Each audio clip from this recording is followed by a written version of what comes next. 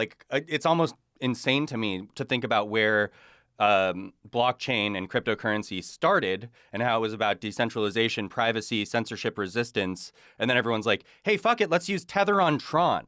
It's like, guys, holy shit, not decentralized. The worst blockchain explorer I've ever tried to utilize. Like, Justin Sun is the, I don't know, like the bane of my existence here. And Tether, like you're combining all the worst parts of the space and the industry and being like, this is what crypto stands for. Not you. I'm not suggesting you're saying this, but I am saying that like knowing that this is what people are utilizing in places where they need cryptocurrency, air quotes there for everyone not watching. Okay. So yeah, I don't know. It's like I struggle to kind of like match those two perspectives. You know what I mean?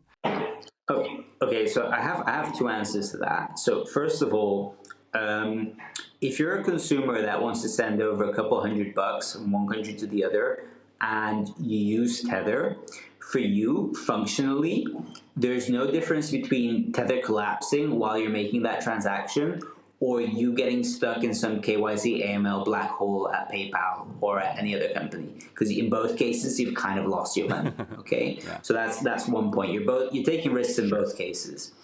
To the other point as to, how have we gone from, fully decentralized Bitcoiners running a node on their own laptop to people, basically transacting with a trusted coin called Tether on Justin Sun's, quote unquote decentralized network.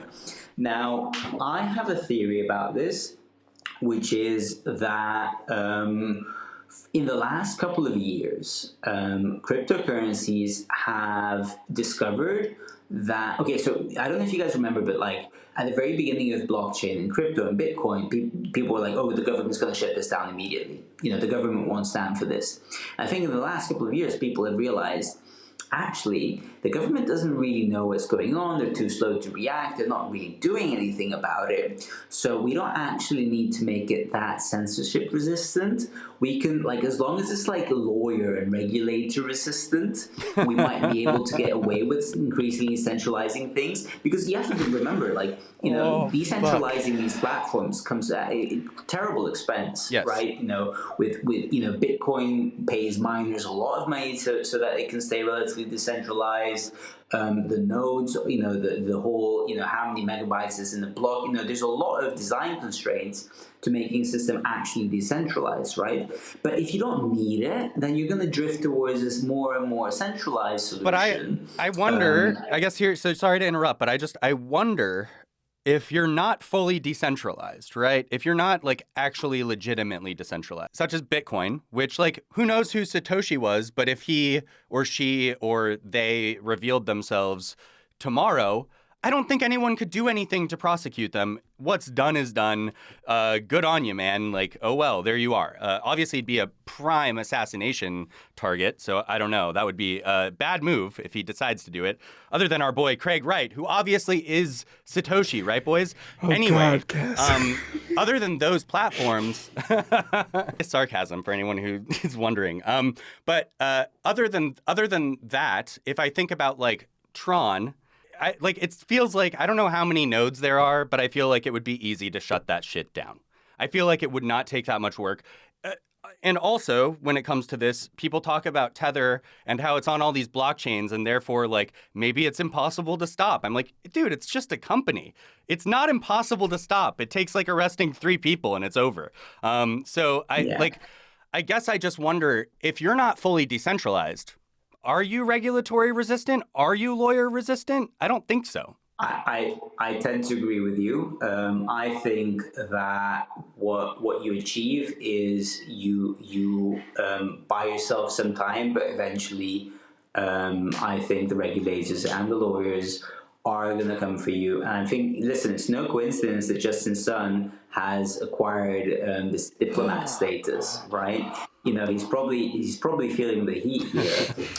Listen, I think what's probably going to happen in cryptocurrency is that there has been this sort of push to centralize further.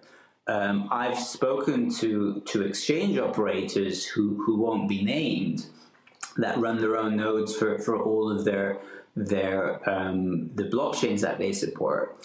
And they told me, and I'm not sure if this is true, but I heard that, for instance, with Solana, unless you're physically co-located with all the other Solana nodes, there's basically no way for you to catch up to the tip, because the block speed is basically so close to the speed of light that it's just not possible for like a node that's not co-located to actually operate, in a satisfactory manner. Right, and so there's this drive towards efficiency and getting rid of these decentralization constraints, which inevitably leads to centralization. Right. So here's the thing. Then, at some point, the regulators are going to come knocking. There's going to be the whole some crypto, whatever that event was when they got rid of the online poker sites and all that. There's going to be a Black Friday. There's going to be some event where we're going to see who's left standing, right? And I think a lot of the crypto projects that seem to be super successful because they're really quick, really good, like Tron, might turn out not to be as decentralized and censorship resistant as they possibly advertise themselves to be.